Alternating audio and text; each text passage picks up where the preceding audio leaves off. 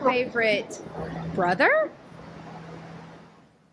My favorite sister. Oh my gosh, this is fantastic. I am so excited that to welcome our listeners to our specialty series, Caregiving Youth, Hidden in Plain Sight. This is our educational series, and the sisters have included their brother who is collaborating. Our brother is, of course, the amazing Todd Keats with My Care Friends, and Todd is going to be joining me. I am Sister Natalie, just a sister, not religious there. And so, but we are here with the Confession Specialty Series, and Todd, we are thrilled to have you join us to collaborate in this special series. Wow. Gosh, after such an introduction, I'm kind of speechless, but I won't be. I know.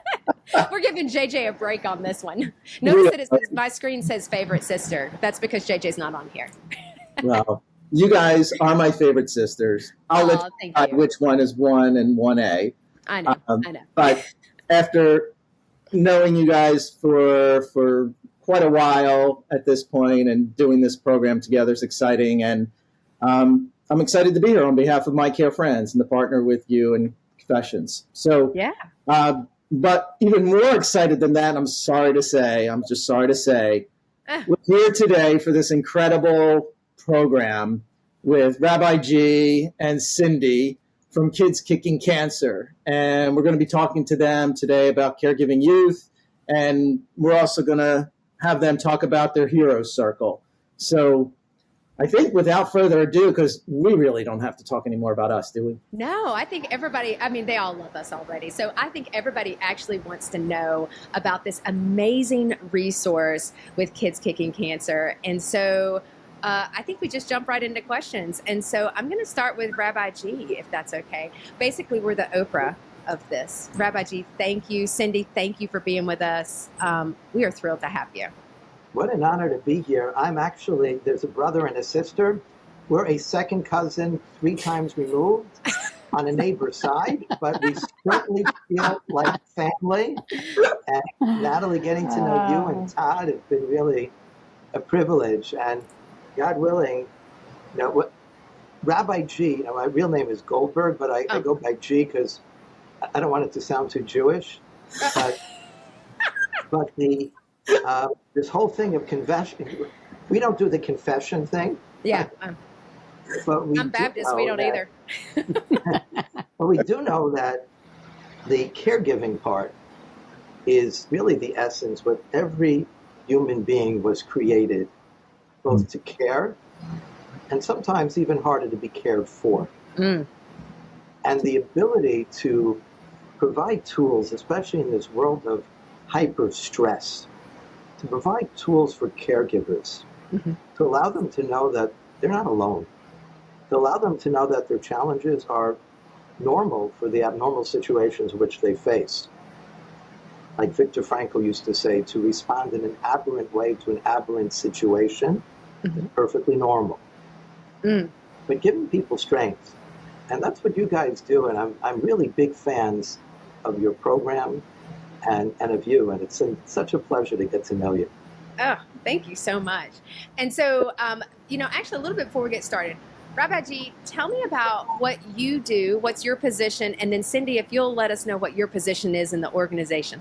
So I am the founder and the director of Kids Kicking Cancer / the Hero Circle, which is an organization that started in Detroit, Michigan, with 10 kids at Children's Hospital of Michigan in 1999. And today we have the privilege of seeing children in 126 facilities in 10 countries. And I'm sure after this podcast, it'll probably become 20 countries and, 1,000 facilities, because I know the power of your reach, Natalie. So. Oh, thank you. And Cindy, tell us a little bit about what you do at the organization. Sure, and thank you for having us. It's great to be on here today. I'm the global program director, and basically what that means is that in my background, I come from a world as a child life specialist. So my field of study, my focus is the psychosocial needs of children and families. So working with our Kids Kicking Cancer organization, and I've been around with Rabbi G we were founded in 99. I've been here since 2004. So a few years afterwards, but I've been here for almost 20 years working with alongside Rabbi G and our amazing staff, and really making sure that all of our programming, no matter where we are, the quality, everything that we do really works for the needs of children and families. So infusing that into the therapeutic martial arts techniques that we are teaching the kids and families, I'm making sure all of that psychosocial realm and those needs and such are really met for everything that we do in all locations, whether it be here in Michigan, across the U.S., or across the globe in all the countries that we work with. And I'm very honored to partner with our martial artists that work alongside us to make this happen. That's a great segue to the first question. Thanks so much for sharing that, both of you. So Rabbi G, you're approaching your 25th year since starting Kids Kicking Cancer, and I love this story, and I can't wait for you to tell everybody. Tell us, how did it all begin? So if you do the math, it was 25 years ago. I was a boy of 12 at the time. Not really. I was... Kids Kicking Cancer began because the wonderful present that my wife and I received from heaven of having a beautiful little girl born to us. Unfortunately, a week before her first birthday, she was diagnosed with ALL, with leukemia, which today is a very, very treatable children's disease. It wasn't the same thing in 1981. She was an amazing, amazing little girl. During a bone marrow transplant at UCLA, right before her second birthday, she would tell the docs in the hospital, no medication today, please, and tell the 5-year-old kids in the clinic not to cry. A number of years after she passed away, I found myself directing a camp for children with cancer in New York State. For those of your listeners who are not aware, New York is very close to the United States. And I came upon a 5-year-old child having his port access for his chemotherapy in the infirmary. And this little child was screaming something awful. You have to see the scene. 2 nurses are pinning him down. The 3rd nurse has a large syringe to plunge into his chest.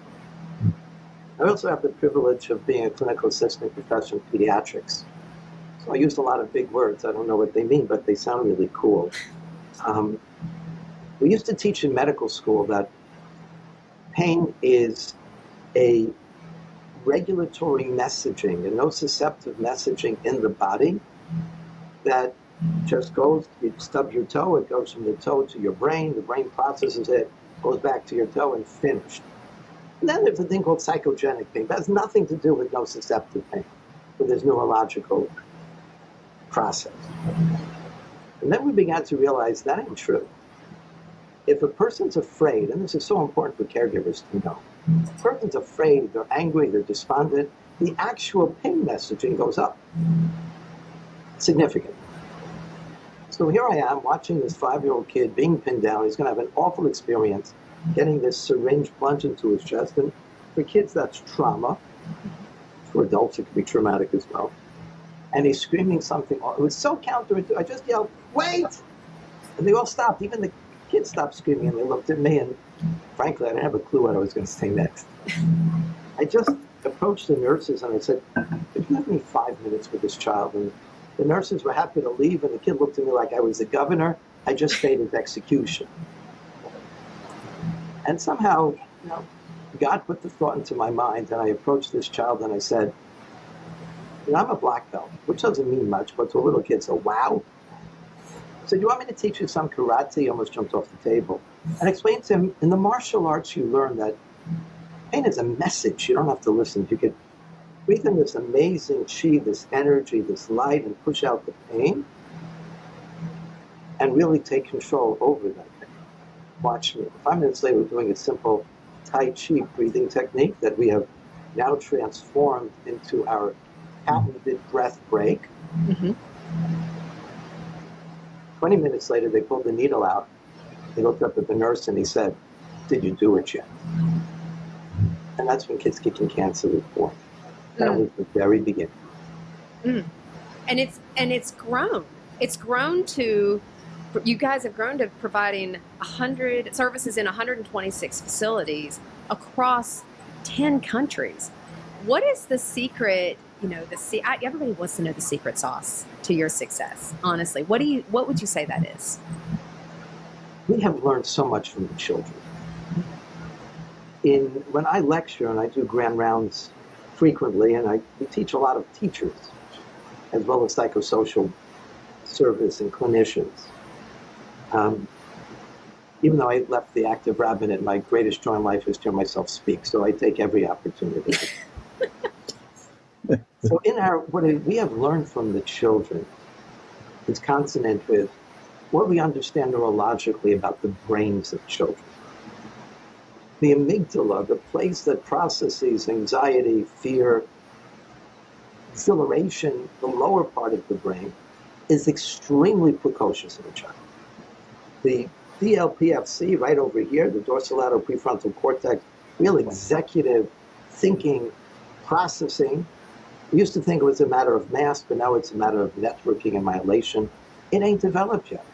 Until a child's around 22, 23 years old, that's not really fully functioning. And if they go into politics, it never develops. That's absolutely true, as evidenced by. As we know. So to talk to children about what's good for them, what's nutritious, what's healthy, wellness, resilience, all of that is beautiful. But it doesn't register.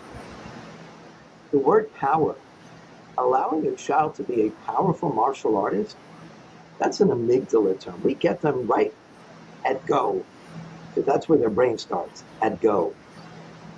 And the ability to train these children that they can take control, give them empowerment over pain, and to give them a sense of ability to use that breath to calm themselves and they can feel it, and then provide them with purpose. And that's our mantra.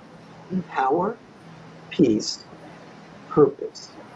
No matter what they're facing in their life, they can breathe in this light, use that to relax their body, which makes significant neurological impact. When we ask the kids, what's your purpose? They yell out, to teach the world. Every one of our kids becomes a teacher. We started our program in London, Ontario. We just got an award to a young man who's graduating high school who started with us when he was like 3 years old. And he was getting surgery when he was 5 in Toronto, in Canada. And they came in and they were ready to anesthetize him and to calm him down, to sedate him while they wanted to do a blood draw. And he sits up and he says, no, you don't understand. I'm a powerful martial artist. I'm going to teach you how to breathe. You don't have to do that. And he started teaching how to do our breath break. I got a call from the head of the hospital in London, Ontario, where he's normally treated. That week, it spread around to all the way back home. And said, what's going on with this? What are these kids doing? They're teaching us. When the children become teachers, when we give them purpose, and today, the evidence of purpose on the impact of disease is significant. Significant. So the more, and we evidence everything we're doing. We have a booklet that has 12 published articles, many of them in peer-reviewed medical journals.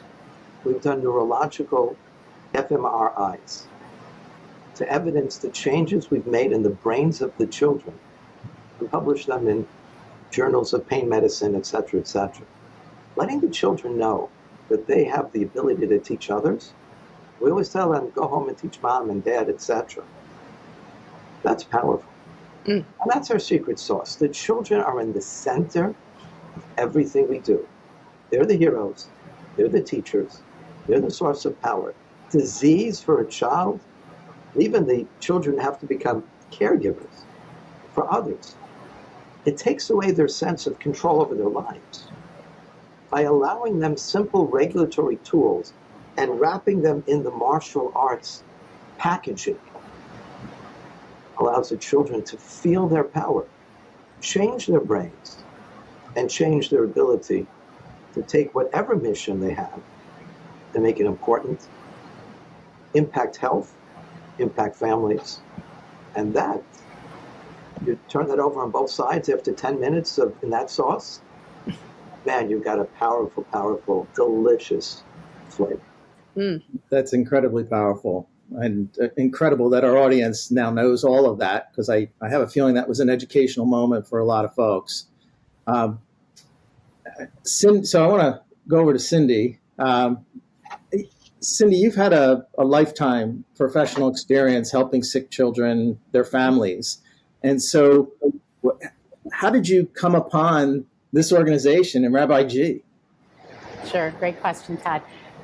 Yes. So as I mentioned before, my background is in child life. I ran a child life program for many years at a hospital here in Michigan.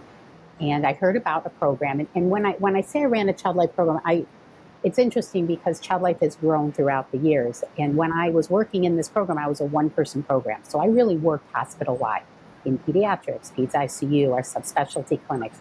And one of the areas that I worked with as well were children of adult patients. So ICU would call me and they say, hey, we have this young parent and they've got young kids, or we have a parent and they have young kids. Can you come up and help us with explaining what's going on with them, or in the oncology unit or in the rehab unit? So working with children and families across the hospital sphere.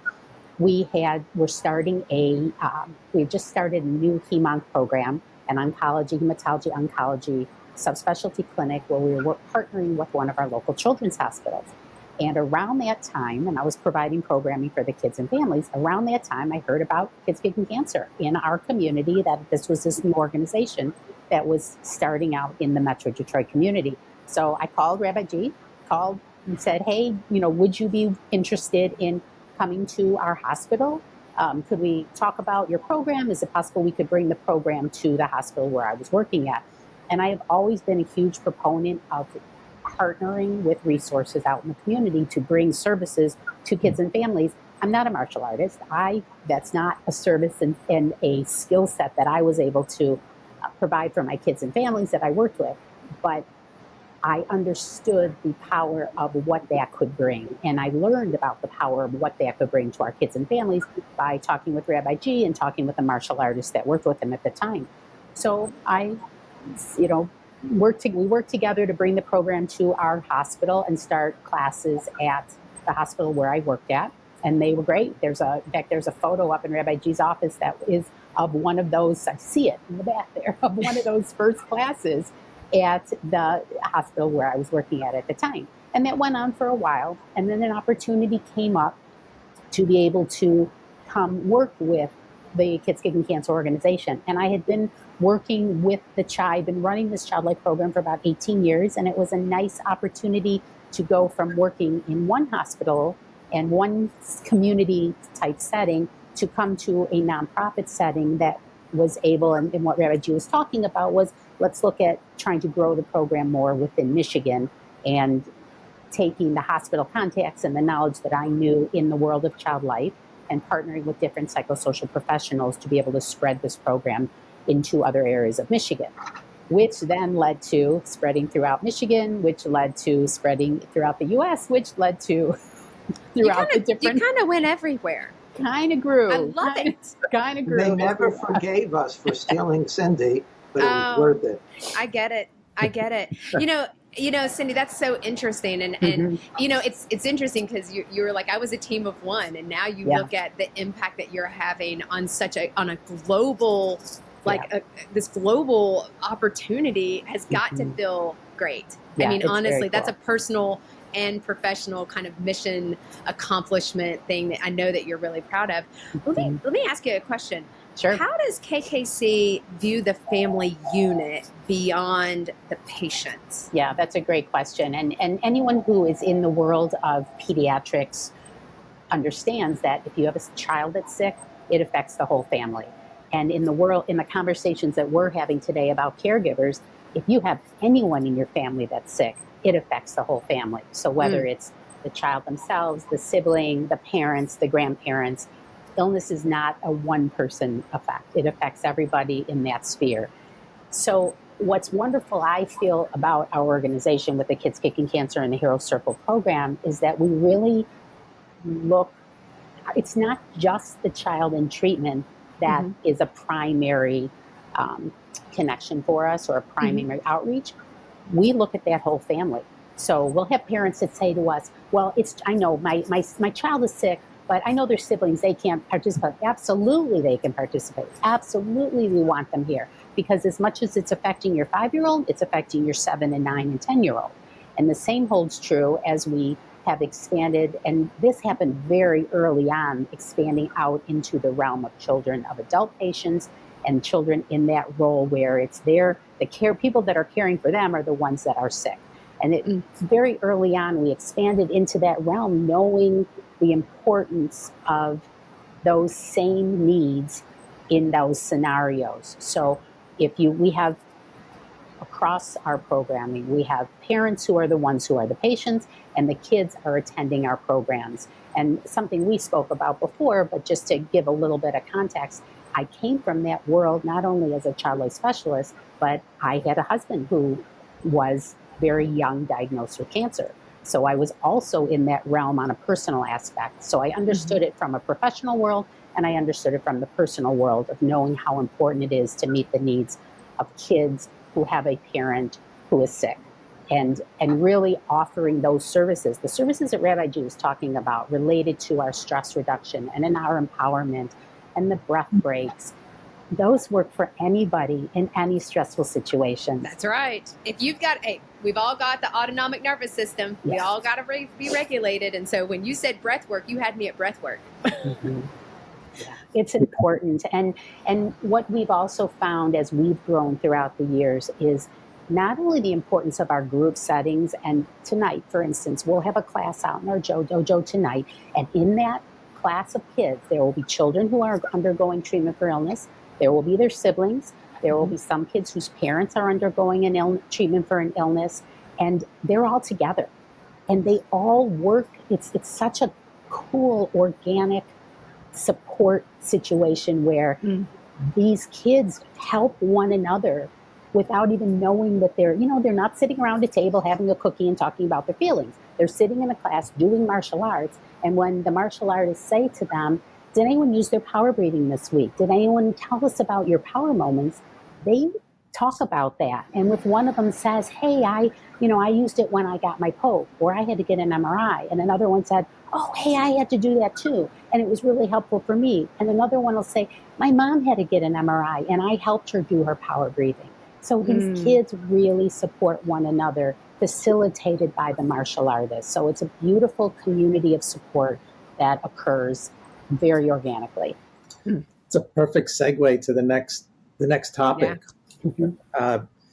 So it's often said that folks who are parents learn the most in life from their kids and from their journey. And so you obviously live a journey, you and Rabbi G and everybody you work with live a journey all the time, watching kids who are caregivers, whether it's to their parents or other people in their lives. How has that influenced the program over time? That's another good question, Todd. It's influenced the program in that it's exemplified to us the need that everything we do outreaches to all these kids and all these segments of the population. So knowing that there are children that have a parent who is sick or a sibling who's sick, there's a child whose sibling who's sick, we know that those same coping mechanisms, we know that those same techniques are as important for all of them. And making sure that we are really tuning into where these kids and families are at. We'll have kids that will tell us. I had a young man who sat down in my office one day. He's about 14 now, but he himself went through cancer treatment when he was younger. And he was talking to me about how he hadn't been coming to classes for a little while, especially during the COVID period of time, and how hard it was for him because even though he had recovered from his illness, his parents had medical needs. And he was so worried about bringing anything back to them. And he was feeling that stress upon himself to make sure that he was protecting them and where they were at and their needs. And how now that he's feeling safe coming back to classes because things have calmed down, and we're still very vigilant and cautious related to making sure kids aren't coming to class if they're sick. he said he's able to come to class and he's able to really, at a different age, really utilize the techniques and understand even more how helpful they are for him. And he told me, he said, I teach my mom how to power breathe when she gets stressed. I teach my dad and remind them that they should do these techniques, because I can remind them how helpful it was for me when I was going through treatments. And now I'm able to help them. And we had a very cool story a few years ago, and thank goodness everyone is doing well. We had another young girl at the time. She was in our started our program. We have a program for little heroes, so 3 to 6 year olds, and she was in our Little Heroes program going through treatment for cancer. And she, thank goodness, was doing well. And when she was about, I'm not sure if ages get a little fuzzy for me, but a few years into her treatment, her mom got diagnosed with breast cancer. And her mom told the story that she was in the recovery room with her daughter, having just had a procedure, when she got the phone call that said she was positive for breast cancer. And she was teary. And her daughter said to her, Mama, why are you crying? And she said, well, I'm sad because I just found out that I have cancer now. And her daughter took her hand and she said, that's okay, Mama, because I can teach you how to power breathe. And, she right away knew how she could help her mom. And they are, thank goodness, doing well. And they tell that story and how helpful they were for support for one another. So how this has all influenced our program, I kind of went off on a little bit of tangents, but we also have programs that meet needs in different ways. So we have a teen program now. We have, I told you, our Little Heroes program. We have a parent program that when the kids are in classes, the parents are with their social workers, and they sit and they talk about whether they're the one in treatment or whether their kids are, or whether no matter what, they gain support from one another. So it's really looking at where those needs are and trying to meet those needs through different programmatic aspects. And whether it be with our social workers' help or with our martial artists' help or my help or Rabbi G's help, listening to our parents, listening to our kids, seeing where they're at and what can we do to be helpful in this community that they have all formed together. That's a powerful story. And I think, we know that we learn from one another. If you think about how children know their roles at various ages, when we all used to live in tribes. And so I think about things like that, how children can teach adults so many things. Going back to your statement, Todd, is that the adults learn so much from our kids. And, I'm going to transition into a different question.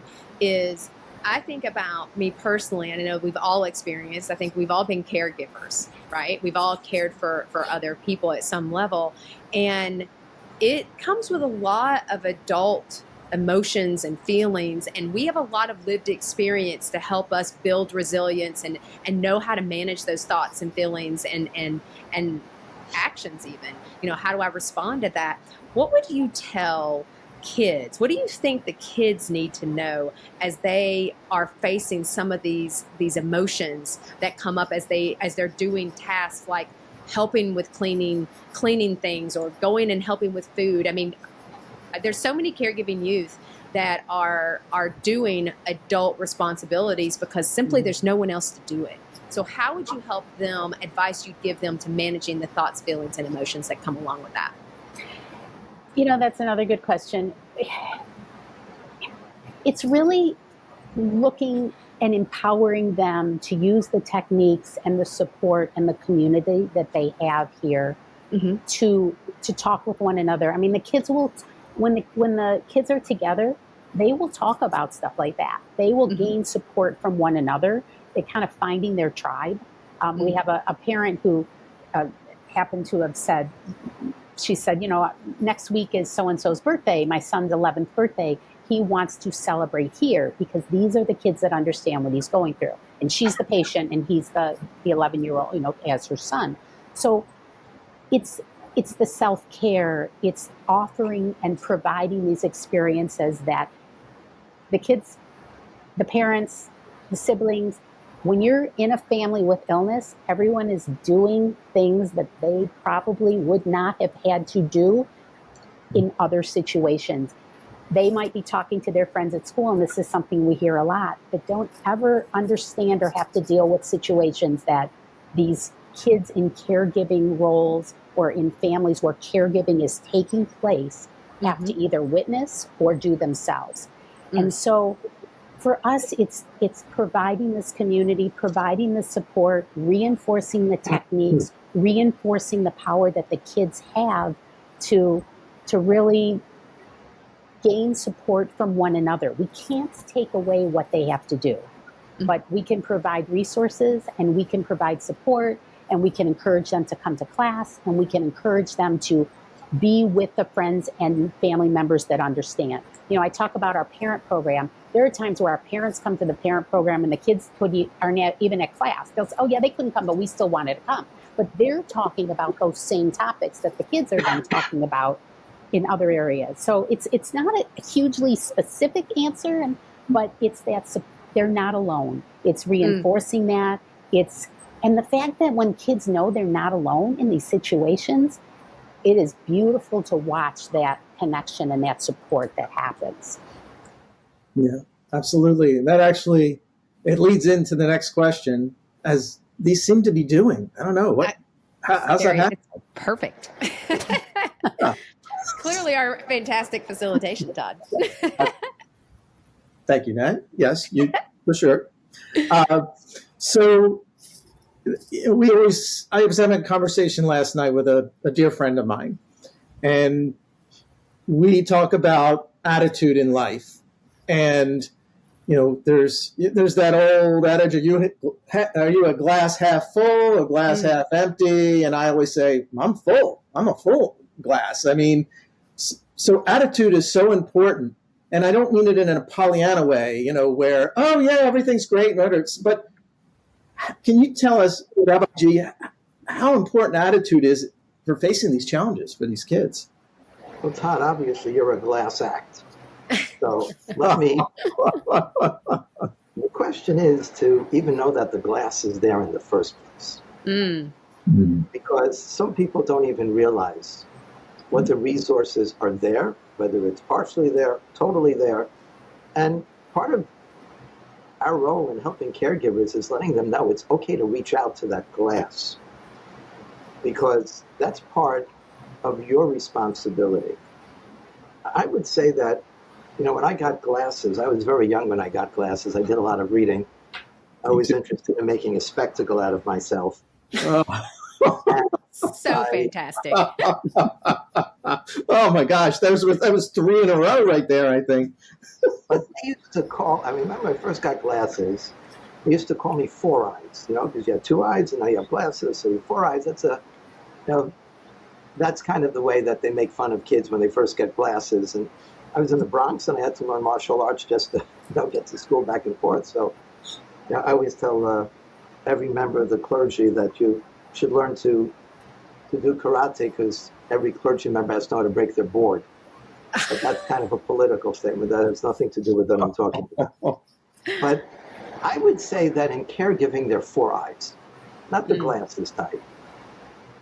It's the eye that comes with a sense, sometimes an overwhelming sense of responsibility.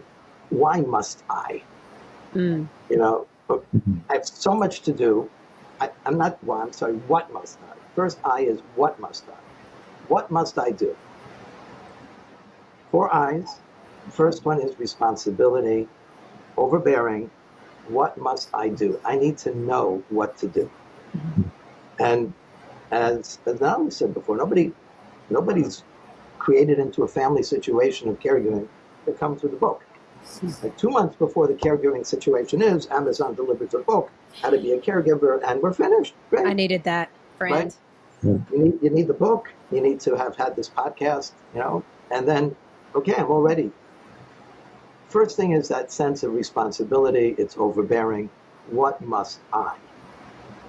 And then it's very natural as human beings. And I can tell you it took me many years to reach perfection. But most human beings haven't, gotten to that level. And there's a sense of resentment, like, why am I? Like, it starts with, what am I? Got so much to do. But why me? Why am I responsible for this? And that inevitably leads for so many people for a sense of guilt. How dare I even feel that way? And, am I doing it right? And I ignored so-and-so, asking for a cup of water. And then there's the fatigue that comes with it. How can I just keep going? Those are the 4 I's. And when that I becomes a singular I, it's so lonely. It's so overwhelming. It's so frightening. And that creates this ongoing sense of stress. Natalie mentioned the autonomic nervous system, those glucocorticoids spritching out.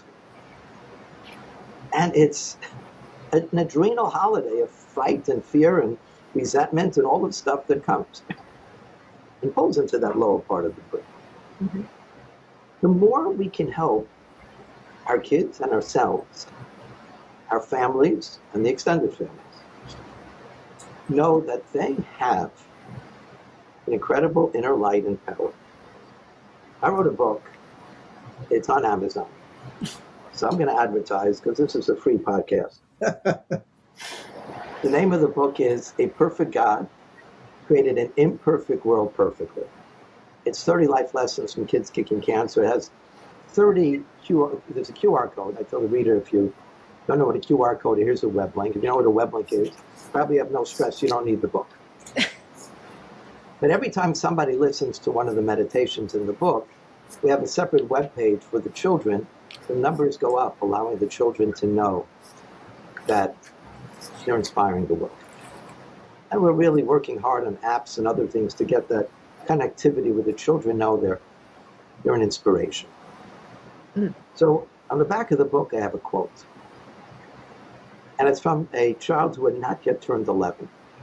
There's a group that regularly makes holiday parties for us called the Optimists. I don't know if you've heard of them, but they're like the Lions, the Rotary. There's a group called the Optimists. Really, they're all over the world. There's a more famous group called the Pessimists. Those are optimists with experience. But the Optimists were making this great holiday party for us in a large gym in a high school. And towards the end of this celebration, this not yet 11-year-old was being pushed by his twin sister. This is Bernard being pushed by his sister, Brittany. And he asked for the microphone. And in a loud voice, he's holding onto the microphone. About 400 people milling around in the room. He says, "Hi, my name's Bernard." And everybody stops to look at this little kid who's being dwarfed in his wheelchair. And with a big smile, he says, "I want to thank you guys for making such a great party and the presents. And I want to thank Kids Kicking Cancer. You guys are our family. But I want to share with you what they teach us at Kids Kicking Cancer, because everybody has to know this. And that is, no matter what you're facing in your life, you can breathe in the light and blow out the darkness." And he proceeds to teach how to do a breath break. And then he says, "Now remember, no matter what you're facing in your life, you can breathe in the light and blow out the darkness." Then they gave me the microphone, and I had to take a breath break myself just to be able to speak. Because all of our staff knew that Bernard's mom ran away when he was a tot.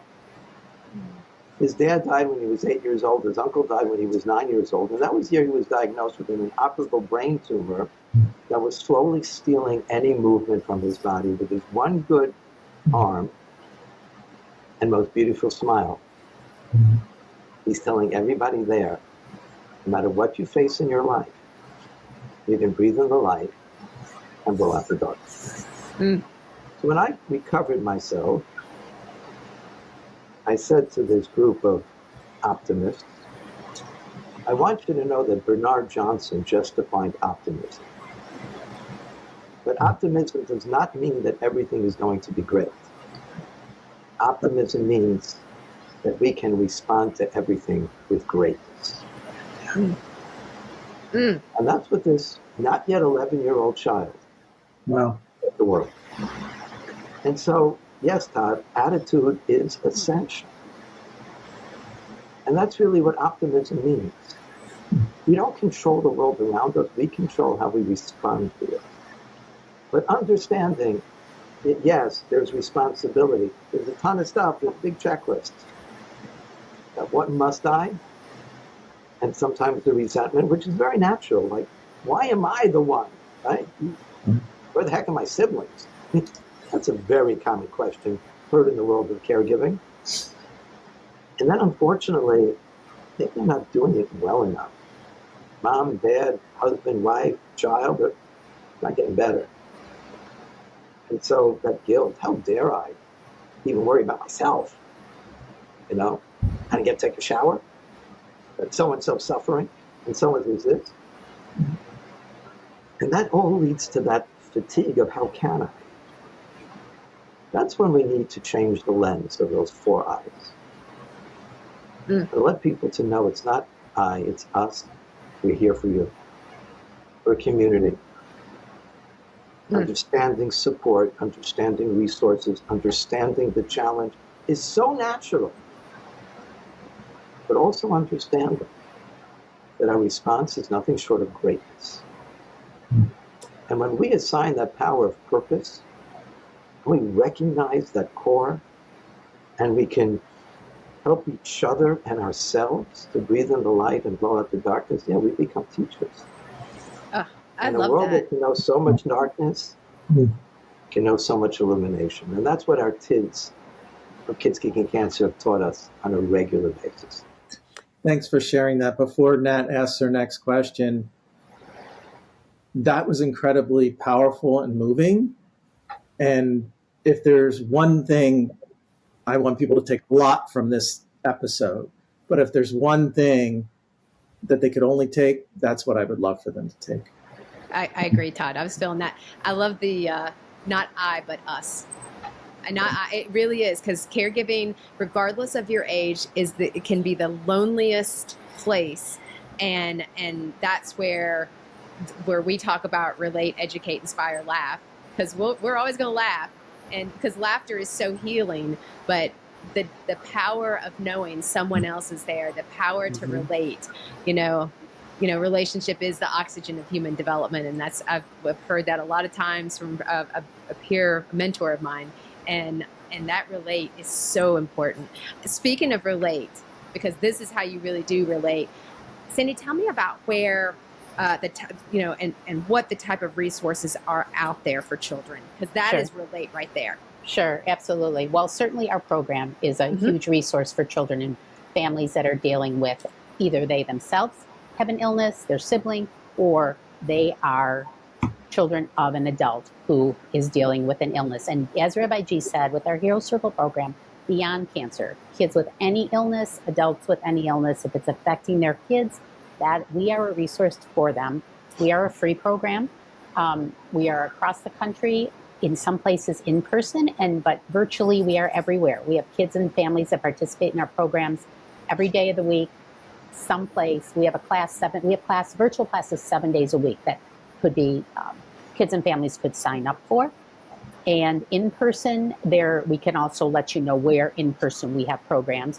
Our martial artists work in hospitals, and we have community classes as well. So certainly our program is a resource for kids and families.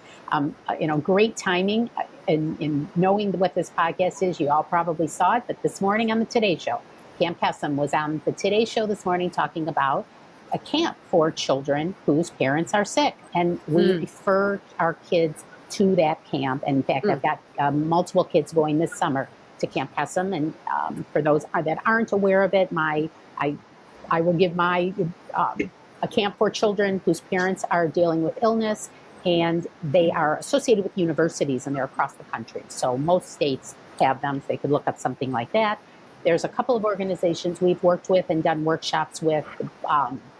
There's an organization in Texas, Wonders and Worries, that helps with children of adult patients. There's a group called the Pickles Group that for kids that are like 1st to 12th graders, and they do peer support. And we've done workshops for Bright Spot Network, and those are younger kids under 6 with a parent with cancer. So it is there are growing resources out there. In the earlier days, especially when I mentioned to you, when I had a husband that was sick, there weren't as many resources. I actually, as Rabbi G talked about, I actually wrote a couple of books about that, my mommy's cancer and my daddy's cancer, to help the children of adult patients, because that wasn't out there at that point. Locally here in Michigan, we have an art camp called Planet Lori, and that is specifically for children of adult patients or siblings. And there's camps. We talked about Camp Pessim, but Camp Make a Dream in Montana, for instance. Not only do they have a session for siblings, but they have at that same session, they welcome children of adult patients. So that idea that children as caregivers are a necessary, a population that needs support is getting out there. So those are certainly some supports for them. And something, Natalie, that you brought up related to lonely, just really quickly, when, many times we'll connect our parents to one another here, a newer parent with a parent who's been around for a while. Mm-hmm. And one of the stories that stuck with me throughout the years is that after this day where we connected two of the parent who'd been around for a while texts the newer parent and said, "Hey, how you doing? I know sometimes it gets really lonely." And that new parent, she was like, "Oh my gosh, I have all my family. I have everyone talking to me. Everyone's here and telling me what can they do. But this is the first person that understood how lonely it can get." And that was that immediate connection for them. So. And, Todd, all I heard is like resource. I mean, like Cindy was throwing them all out. We are going to make sure we have those in the show notes. Okay. I'll make sure, Cindy, to grab those from you. Sure. We will, these amazing organizations. I know that Caregiving Youth and the American Association for Caregiving Youth was actually featured on the Today Show this morning. So we were super excited about that because it leans right into this series. We're like, perfect. Yay! Yeah. So, so many great resources. We'll make sure those get out to everybody. So, Todd? Yeah, absolutely. So we're close to wrapping up, and it's a bummer. I know, right? We could talk forever. We could, and there's just so many kernels of information that have come out of this, and not just little kernels. There've been big kernels and lots of wisdom. Thank you to both Rabbi G and Cindy for those. And so I think what I'd love to do is ask you, Rabbi G. You've talked about breath break, and can you take a moment to teach our audience? It would be my great pleasure, and to follow with Cindy's comments, because of the internet, and I think that we always like to show appreciation for Al Gore for creating the internet. Right? No, that's why they call them algorithms, which really powers the internet. Oh my gosh, you're so painful, Rabbi G. I love you for these moments. These are our reels. My apologies, but because of the internet, our program is so out there for being a resource.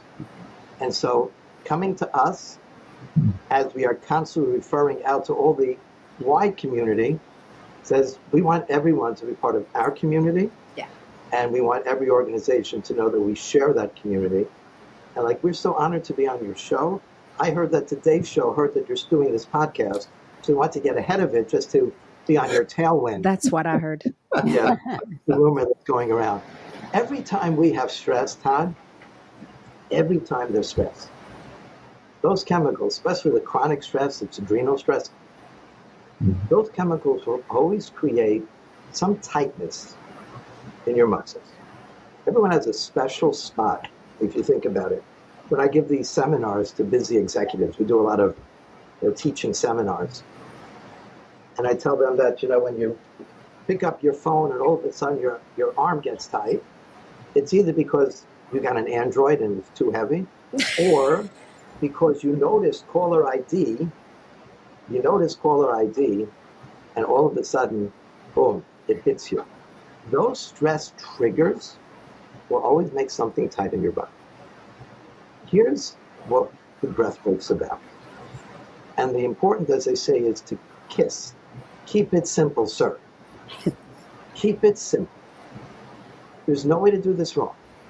We recommend breathing in through the nose and out through the mouth. If you're not comfortable breathing like that, choose any orifice you'd like. But the key is to use the breath as a wave that moves the body. So what we do is we rub our hands together, get the energy flowing, allow our chins to fall, our shoulders to fall forward just a bit.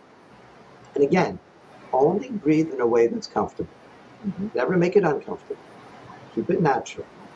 We do is, and watch me first, as I'm breathing in, I'm lifting up my shoulders, my chin, till I get to the top, and hold that for 3 days. I mean, for 3 seconds. 3 seconds. So it's like this. You're breathing in. You get to the top. And then as you exhale through the mouth, you see I'm reversing the process. My shoulders, my chin, my chest, all falling. The end of the exhale, I blood a little bit more. But in the martial arts, we're very focused on imagery. Before we break a board or a brick, you have to see it break in your head. If you see your hand break, it's not a good sign. Don't do it. The key to the breath break is we don't just breathe in air. You ask the kids, thousands of kids across the globe, what are you breathing in? They yell out, the light. That's a real power. And when we exhale, we ask them, what are you breathing out? They'll yell, the darkness. So when we do our breath break, we're actually imagining we're breathing this powerful, healing light, and then seeing the darkness of pain and anger and frustration. So it's a wave going up, breathing in the light, and that wave descends and releases the muscles. Every time you have stress, your muscles get tight. Your brain controls every muscle in your body. When your brain is recognizing that you're actually relaxing your muscles, and that happens naturally in an exhale, it's called RSA, respiratory sinus arrhythmia, the fancy way of saying that your body is slowing down. When you extrapolate that experience and you multiply it, it has a significant message to the brain. Nobody's running after me to kill me. I can do this. And that goes from that sympathetic response to the fight or flight, the parasympathetic to the relaxation response. It's that simple. As long as you allow that flow, and it doesn't have to be exaggerated, comfortable, breathing in the light and blowing out that darkness, you'll change your brain. And when you can change your brain, and it's not by accident, you know, in the Bible, the word for breathing, nishima, is the same as the word nishama for soul. But even in English, respiration, the key is spirit. The ability to know that we have that spirit inside of ourselves. And when we connect to that light, we impact the world. And that's power, peace, purpose. I love it. You know, I want to make sure our listeners know when you're breathing in, it sounds like you're breathing in for about 5 to 7 seconds, and then you hold that for about 4 to 5 seconds. Is that about right? And then you're blowing out audibly. So do you have a window of time that you would do? Let me jump in. Yeah. And say, what we don't want is for people to count. Okay, that's important. Because, you know, we've studied hundreds of different types of breath work. We've cross-trained with yoga specialists. I think I told you I find yoga a bit of a stretch, but that's just my bad sense of humor. So bad. So bad. But the key is just to create that do what wave. Feels natural. Feel the wave. The more your brain is thinking 1, 2, 3, 4, 1, 2, 1, 3, or this, did I do it right? Am I? Yeah. Just the wave. That's so important. Comfortable, beautiful, calming wave. You feel sweet. You feel that everything relaxing. So again, there are so many different, 1 nostril, 2 nostrils, diaphragmatic breathing. Where we part company is kiss. It should feel like a kiss. Keep it simple, sir. Sir. Keep that wave going up, going down, and just get into that rhythm. Pain, fear, anger, stress, or staccato, heavy, driving 24, 25.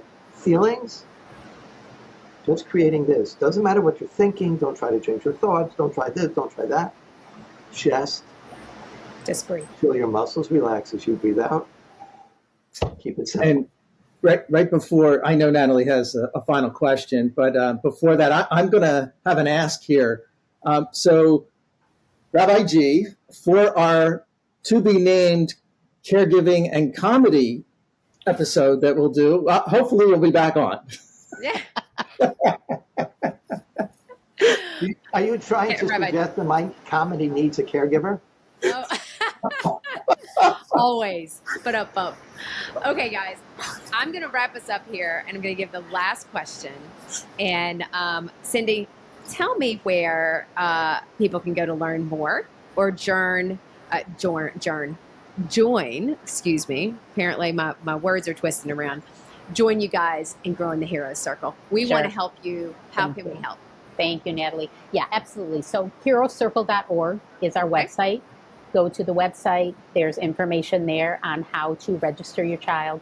Everything is free. And when I say register your child, you're really registering your family. So know that everything we do encompasses the whole family.